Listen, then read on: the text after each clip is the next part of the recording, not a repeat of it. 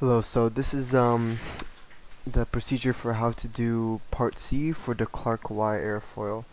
So since you can't get the Clark Y airfoil directly from the X-foil application, I went online and I got the Clark Y location points. So as you can see, these are all the points on the airfoil, the XY points. And if we go to, so I have this folder here. Let's see, X-foil,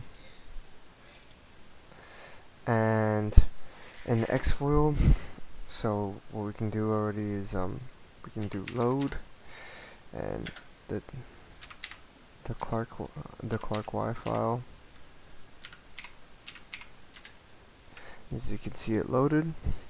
So now let's see if we just do pane. We can see the number of panel nodes, and I kind of want to just change this up just so it's more accurate. So I'm just gonna do PR, and it shows the airfoil.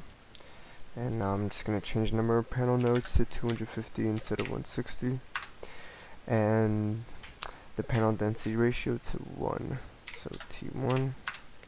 There we go. Now, after this, what I can do is I can, if I do operate, and then I change this to since we're doing this for a turbulent flow, I'm going to type in VISC. And then I put the Reynolds number, which is 1 million. That's the Reynolds number right there. And just to make sure, I'm gonna increase the number of iterations to 100, just so everything goes smoothly. And now, what was it? Now what I'm going to do is I'm going to develop a file save name. So I'm going to put the save name as Clark Y turbulent, let's say new, right? Or yeah, use that. And then now what I'm going to do is I'm going to create a sequence of the values of the airfoil at different angles of attacks from -5 to 20, and I'm going to increment it by 1 degrees. And when I do that, it should give these values here. Now as you can see, as you can see here, it gives us all the lift coefficients, the drag coefficients, momentum coefficients of the airfoil at the different angles of attack. And now that we have the file written over here, let's see what it wrote it as. Oh, Clark Y turbulent new. So what I'm going to do now is I'm going to open Excel, and I'm going to open the file through Excel. So if I go to file location, all files, should be, where is it? Right here. Don't convert. Okay, so that's all the files here. And what I do now to create the the charts is I go over here, I insert, say this right here, select the data, put the series name as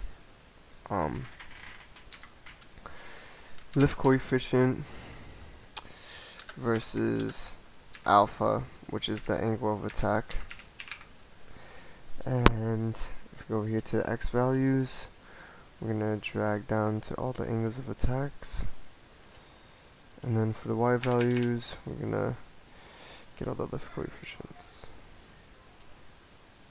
Right? And there's a value for the Clark Y airfoil for the lift coefficient versus alpha. And now if, let's say I make another graph, right here, select data points, add, Now we're going to do drag coefficient versus the angle of attack.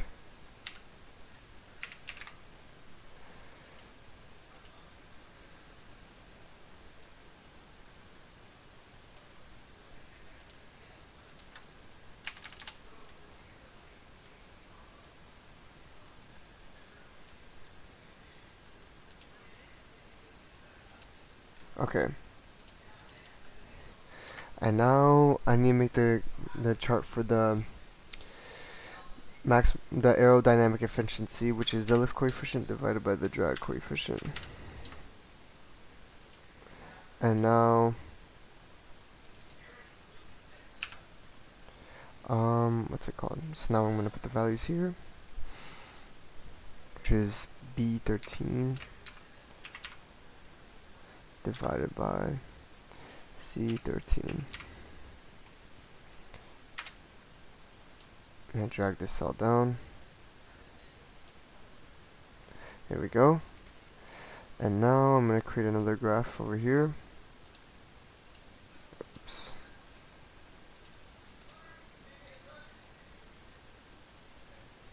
Select data. And we'll do this as CL divided by CD versus alpha.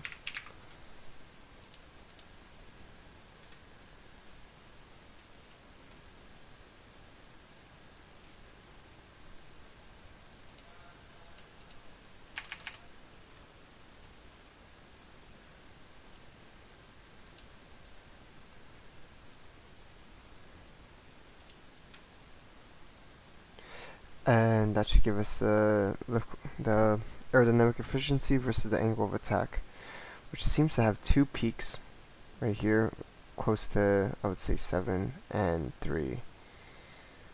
And yeah, that should be it. That's how you do it.